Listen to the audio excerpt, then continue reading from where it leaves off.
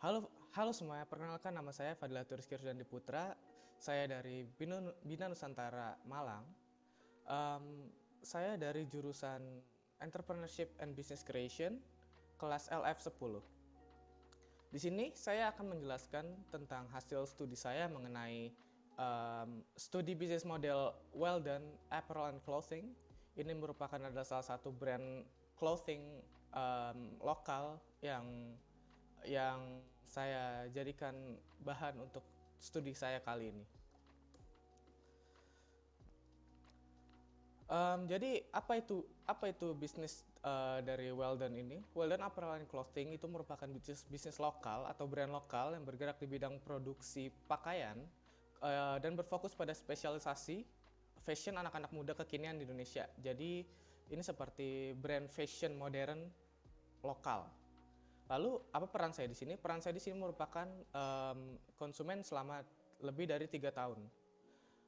Mengapa saya mengambil bisnis ini sebagai bahan studi saya? Bisnis Weldon Apparel and Clothing ini merupakan brand pakaian yang berasal dari Indonesia.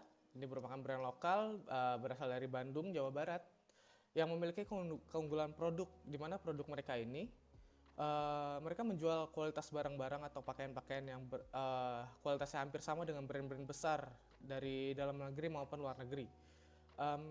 Di sini juga mereka menjual produk ini dengan kualitas yang hampir serupa tersebut dengan harga yang lebih terjangkau, yang jauh lebih terjangkau.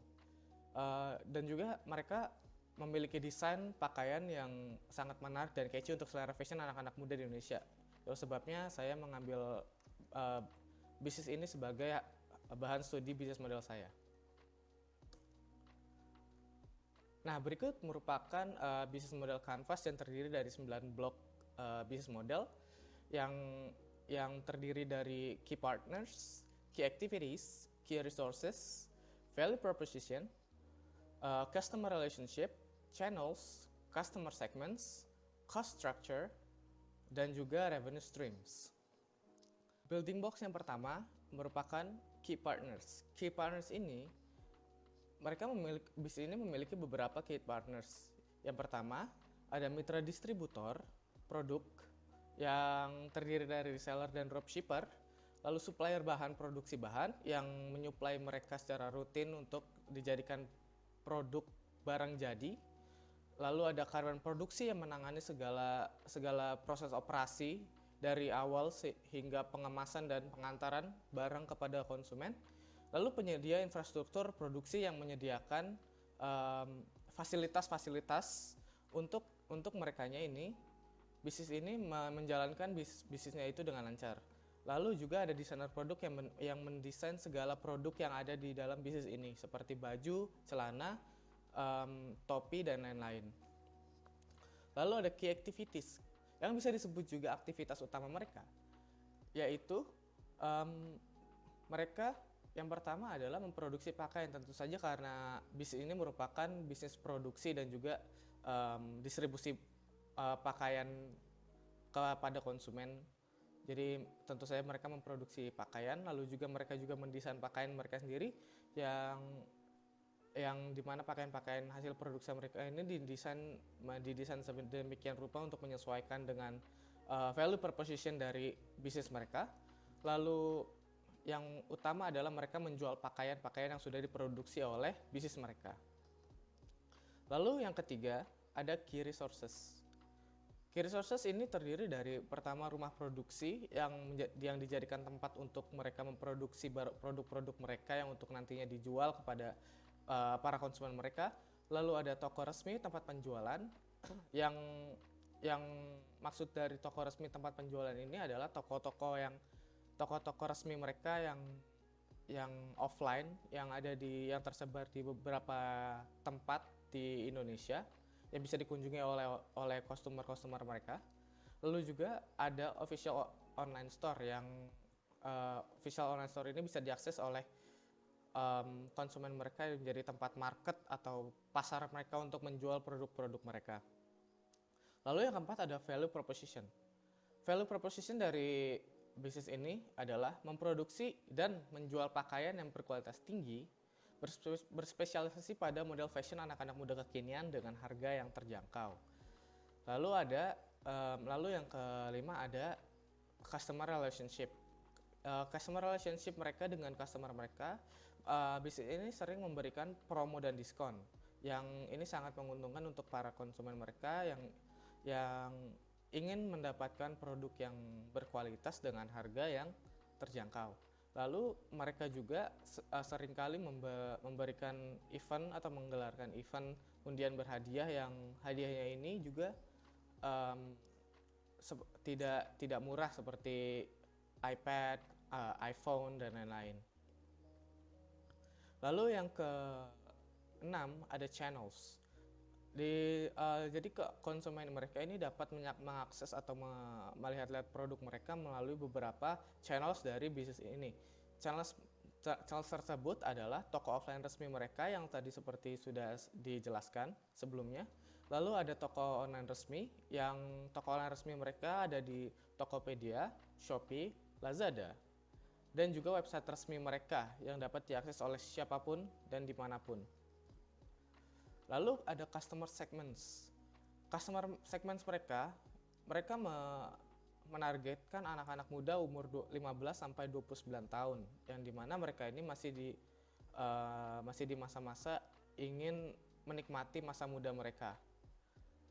Lalu yang kedua, penggemar fashion modern, yang dimana penggemar fashion modern ini juga sudah sangat banyak di Indonesia yang sangat menggemari model-model fashion modern kekinian. Lalu berikutnya ada cost structure. Cost structure ini merupakan biaya-biaya atau beban-beban dari yang harus dibayarkan oleh bisnis ini. Yang pertama ada gaji karyawan yang rutin harus mereka bayarkan setiap bulan. Lalu ada biaya produksi di saat setiap mereka memproduksi sebuah produk. Lalu ada biaya desain produk yang dimana biaya ini harus ditanggung di saat mereka mendesain produk mereka. Lalu ada biaya distribusi saat mereka ingin mengantarkan semua produk-produk mereka kepada customer mereka. Lalu ada biaya server website yang harus mereka bayarkan untuk menjaga website mereka untuk tetap hidup dan bisa dapat diakses oleh customer-customer mereka. Lalu ada juga biaya sewa untuk rumah produksi dan juga biaya sewa untuk toko resmi tempat penjualan mereka juga, yang seperti tadi sudah dijelaskan, yaitu official offline store-nya. Lalu dari manakah mereka mendapatkan pendapatannya, atau yang terakhir adalah revenue streams. Revenue streams mereka itu didapatkan utamanya dari hasil penjualan produk mereka, yang dimana produk-produk mereka ini juga sudah brand ini juga sudah memiliki posisi yang matang di industri ini. Jadi penjualan produk mereka juga tidak terlalu buruk dan bisa juga dikatakan sangat bagus. Lalu yang kedua adalah hasil penjualan dari mitra-mitra distributor produk mereka yang sudah seperti disebutkan tadi, seperti reseller dan dropshipper. Lalu apa bisnis model pattern dari bisnis Weldon ini? Bisnis Weldon ini memiliki bisnis pattern yang disebut dengan long tail business model. Jadi bisnis ini itu memiliki pola model bisnis long tail, yang dimana bisnis ini berfokus kepada niche market. Jadi Weldon hanya berfokus pada produk-produk yang terlaris dan menjadikan segmennya ceruk atau niche. Weldon ini memiliki beragam sangat banyak jenis produk yang bisa dibeli oleh para customer mereka, yang ditawarkan pada customer mereka, seperti celana chino, kaos, hoodie, overshirt, dan lain-lain. Itu yang mereka menawarkan itu kepada customer mereka untuk dibeli. Jadi Weldon ini berfokus kepada banyak jenis produk yang diproduksi dan dijual dengan volume yang rendah pada setiap produknya. Jadi itulah mengapa bisnis pattern ini disebut dengan long tail business model. Sekian presentasi dari hasil studi yang telah saya susun ini. Semoga hasil studi yang saya sudah presentasikan hari ini memberikan manfaat yang baik untuk teman-teman yang menonton video ini. Terima kasih, saya izin pamit undur diri. Dadah.